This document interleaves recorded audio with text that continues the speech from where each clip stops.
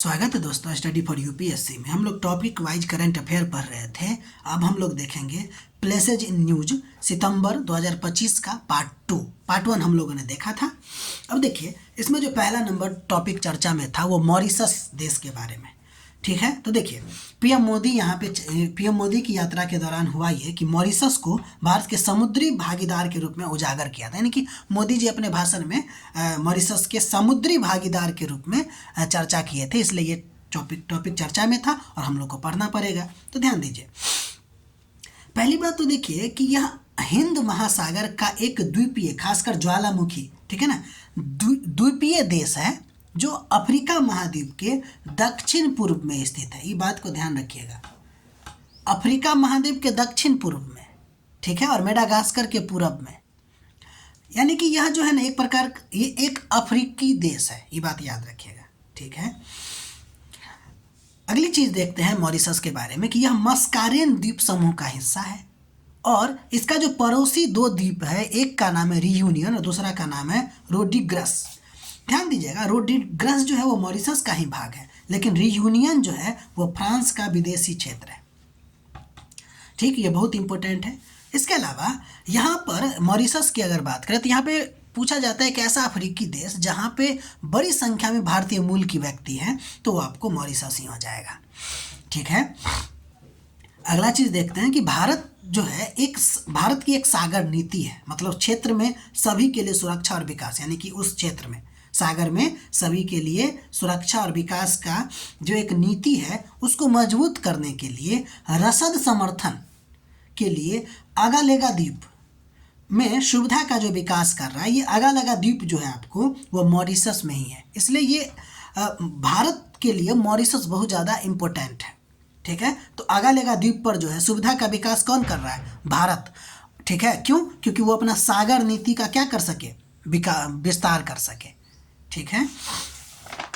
अगला चीज़ देखते हैं एक्चुअली में कि मॉरिशस के बारे में ये देखिए कि मॉरिशस जो है याम्योत्तर, यानी कि जो प्रधान याम्योत्तर है ग्रीनविच से किधर पड़ता है और मकर रेखा से किधर पड़ता है, ये भी कभी कभी क्वेश्चन पूछ सकता है। तो देखिए अगर मॉरिशस की बात करेंगे तो ये प्रधान याम्योत्तर यानी कि ग्रीनविच से पूरब में है, चूँकि हम लोग भी पूरब में हैं, और मकर रेखा के ये उत्तर में है, ठीक है। ये हो सकता है दे दे कि प्रधान याम्योत्तर के पश्चिम में और मकर रेखा के दक्षिण में है, तो ध्यान रखिएगा। इसके अलावा ये हम आपको पहले ही पढ़ा चुके हैं चागोस द्वीप विवाद, ठीक है ना, मॉरिशस का दावा और है भी मॉरिशस का पार्ट, ठीक है ना। वर्तमान में डियागो गार्सिया, इस पर चागोस द्वीप समूह पर एक डियागो गार्सिया एक द्वीप है जिस पर यूके और यूएसए का सैन्य अड्डा है, ठीक है। मॉरिशस अभी दावा करता है, इसके कंट्रोल में नहीं है, ये बात याद रखिएगा, लेकिन है मॉरिशस का पार्ट। आईसीजे एडवाइजरी ओपिनियन 2019 के अनुसार ब्रिटेन को कहा गया कि भाई आप चागोस द्वीप को छोड़ दीजिए, ठीक है। तो ये बात ध्यान रखिएगा मॉरिशस के बारे में। अगला नंबर जो हम लोग चर्चा में जगह पढ़ेंगे उसका नाम है एस्कारबोरोसोल। एस्कारबोरोसोल, ध्यान दीजिए कि चीन ने घोषणा किया कि हम एक प्राकृतिक आरक्षित क्षेत्र यहाँ पे स्थापित करेंगे, फलतः फिलीपींस जो है एक विरोध दर्ज करता है इस बात को लेकर, तो यह क्षेत्र आपको चर्चा में आ जाती है। तो है क्या?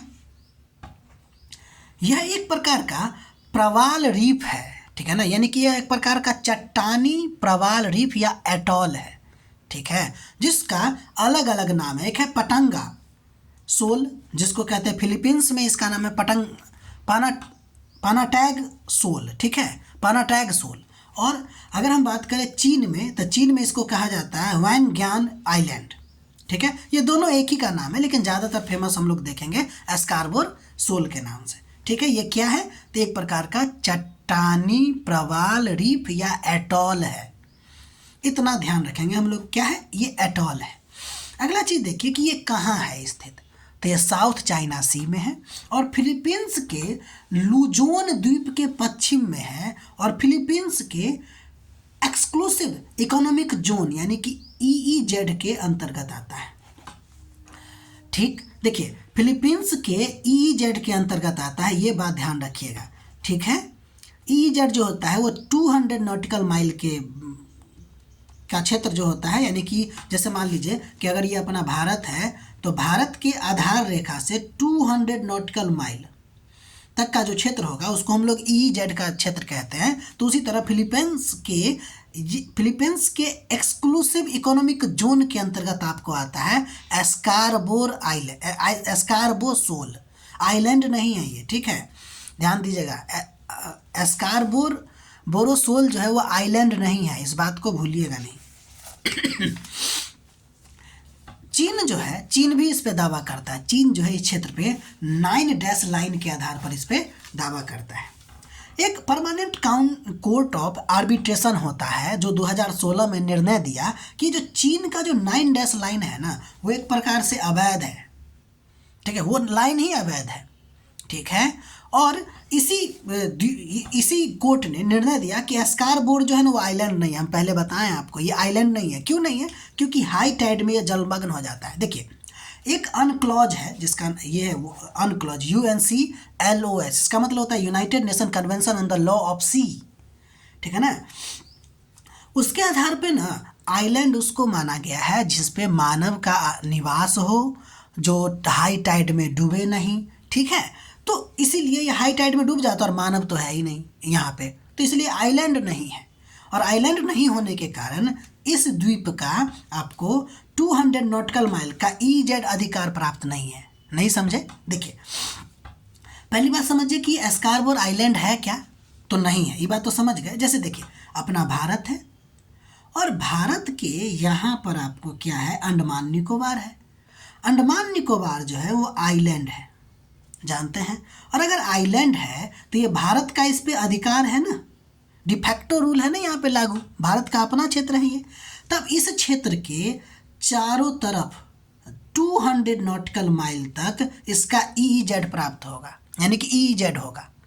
लेकिन आइलैंड होगा तब ना EEZ होगा। एस्कारबोर आइलैंड है क्या?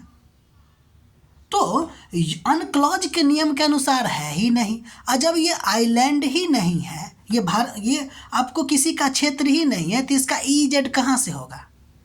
EEZ के लिए पहली बात उसको आइलैंड होना चाहिए, तो आइलैंड ही नहीं है, ठीक है, तो इसको EEZ मिले का अधिकार ही नहीं है, ठीक है। तो एक्चुअली में इसकी वैधानिकता क्या है, वैधानिकता इसकी क्या है? तो ध्यान दीजिए, विद इन फिलीपींस EEZ, यानी कि यह जो है आपको फिलीपींस के एक्सक्लूसिव इकोनॉमिक जोन क्षेत्र के अंतर्गत आता है, लेकिन चाइना का डिफैक्टो कंट्रोल, यानी कि चाइना इस पे पूर्ण कंट्रोल करता है। मछुआरा यानी कि फिलीपींस का मछुआरा यहाँ जाता ही नहीं है, ठीक। इसका मतलब वो जो हम आपको बता रहे हैं ये लिखने पे आपको ज़्यादा समझ में फिर आएगी। ध्यान दीजिएगा कि एस्कारबोर सोल जो है वो क्या है, फिलीपींस का हिस्सा है क्या? तो हम लोग कहेंगे नहीं है। वर्तमान में ना चीन और फिलीपींस के बीच में ना दावा को लेकर झगड़ा चल रहा है, ठीक है। EEZ में है, EEZ में फिलीपींस के EEZ में है, लेकिन सॉवरेंटी नहीं है फिलीपींस का, इसीलिए हम कहेंगे फिलीपींस का सॉवरेंटी भी नहीं है। आपको ये दे सकता है कि एस्कारबोर जो है आपको वो फिलीपींस के EEZ में है, यानी कि एक्सक्लूसिव इकोनॉमिक जोन में है, इसीलिए फिलीपींस का इस पे सॉवरेंटी है। तो ये कथन गलती हो जाएगा दोस्त, क्योंकि EEZ का मतलब सॉवरेंटी नहीं होता है। जब हम लोग इंक्लूसिव इकोनॉमिक जोन पढ़ेंगे ना तो उसमें देखेंगे यहाँ पर क्या होता है। यहाँ पे 2-3 अधिकार होता है कि आप मछली मार सकते हैं, यानी मछली पकड़ सकते हैं। इसके अलावा कोई वैज्ञानिक प्रयोग आपको करना है तो वो कर सकते हैं, लेकिन ये आपका अधिकार नहीं होगा, इस पर सॉवरेंटी नहीं होगा, ठीक है। उम्मीद है आप इतना समझ गए होंगे, नोट बना रहे होंगे। अब हम लोग आगे बढ़ते हैं। अब अगला नंबर हम लोग देखते हैं कच्छ तीबू द्वीप और वाडगे बैंक के बारे में, या वाज बैंक के बारे में, ठीक है। देखिए ये भारत और चीन के लोग के बीच लेकर ना आपको राजनीतिक और सामरिक मुद्दा बना रहता है हमेशा। तो देखिए इसके बारे में पहली बात तो याद रखिएगा कि यह आपको पाक जलडमरू मध्य में स्थित है और एक छोटा सा निर्जन द्वीप है। भाई आदमी उदमी रहता नहीं है, थोड़ा बहुत रहता होगा, बहुत दूर का द्वीप है। और भारत और श्रीलंका के बीच में रामेश्वरम और जाफरा आइलैंड के बीच में पड़ता है। भारत और श्रीलंका के बीच में तो है ही, और भारत के रामेश्वरम और श्रीलंका के जाफरा द्वीप पे पड़ता है, उम्मीद है समझ गए होंगे। एक्चुअली इसकी जो उत्पत्ति होती है ना 14वीं शताब्दी में होती है, ठीक है।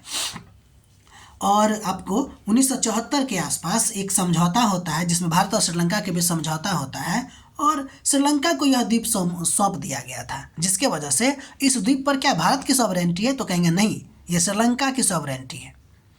अब क्या है कि भारतीय मछुआरा जो है, आपको भारतीय मछुआरा इस जो कच्छ द्वीप है ना, कच्छ तीबू द्वीप है ना, उस पर एक चर्च है जिसका नाम है सेंट एंटोनी चर्च, ठीक है। अब इस पे जाने का भारतीय मछुआरे को अधिकार है, लेकिन मछली मारने का अधिकार नहीं है, ठीक है।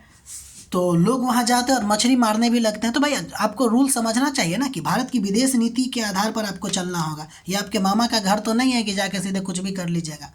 तो इसीलिए भारतीय मछुआरों को कहा जाता है कि मछली नहीं पकड़ने के लिए, लेकिन फिर भी ये लोग करता रहता है।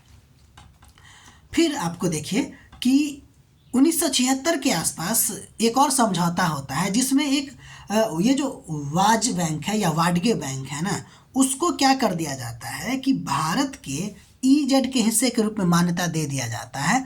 और श्रीलंका को जब ईजेड के रूप में मान्यता दिया जाता है तो कहता है ये तो मान्यता दे रहा है कि वाजगे बैंक आपका है, लेकिन श्रीलंकाई मछली पकड़ने का अधिकार आपका नहीं होगा। यानी कि वहाँ जो आपको इस द्वीप है, कच्छ द्वीप द्वीप है, यहाँ पे मछली बहुत ज़्यादा मात्रा में पाई जाती है, तो यहाँ का मछली आप नहीं पकड़ सकते हैं, ठीक है। इसका अधिकार आपको है, मतलब कि ये आपको एक समझौता के तहत है। लेकिन हुआ ये कि 1991 के बार बार भारतीय मछुआरा चला जाता है, इसलिए थोड़ा सा टेनामेनी रहता है देशों के बीच में। 1991 के आसपास तमिलनाडु के विधानसभा ने कहा कि भाई ये जो 1974 में जो ये समझौता हुआ ना, वो हमारे लिए फ़ायदा कारक नहीं रहा, तो अब आप क्या कीजिए कि इसको वापस लीजिए। और इसके लिए तमिलनाडु विधानसभा में एक प्रस्ताव भी पारित किया गया था। तो ये भी बात ध्यान रखिएगा। तो ये जो हम अभी चर्चा कर रहे हैं वाडगे बैंक के बारे में या वाज बैंक के बारे में, ये एक्चुअली में है कहाँ, तो ये कन्याकुमारी के दक्षिण में है। कहाँ है भाई? तमिलनाडु के कन्याकुमारी के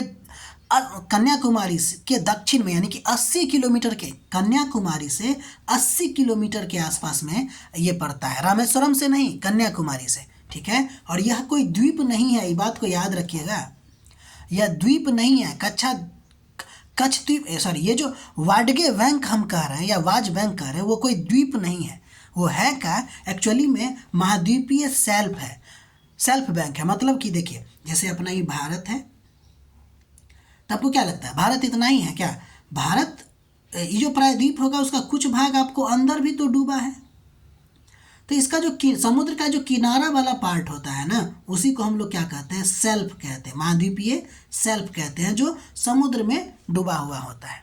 इसीलिए वाज बैंक जो है वो क्या है, महाद्वीपीय सेल्फ है। हम आपको इतना समझाने की कोशिश किए हैं, बाकी और भी कुछ आप देख सकते हैं इससे रिलेटेड, ठीक है। तो ये आपको सितंबर 2025 का हो गया। इसमें अभी कुछ और भी बाकी है, उसके बाद फिर हम लोग अगले वीडियो में पढ़ेंगे। तब तक के लिए अपना ख्याल रखिए, नोट बनाते रहिए, पढ़ाई करते रहिए और टेस्ट भी देते रहिए ताकि कंटिन्यूटी मिला रहे। और हमें लाइक कीजिए, सपोर्ट कीजिए, ठीक है। मिलते हैं अगले वीडियो में।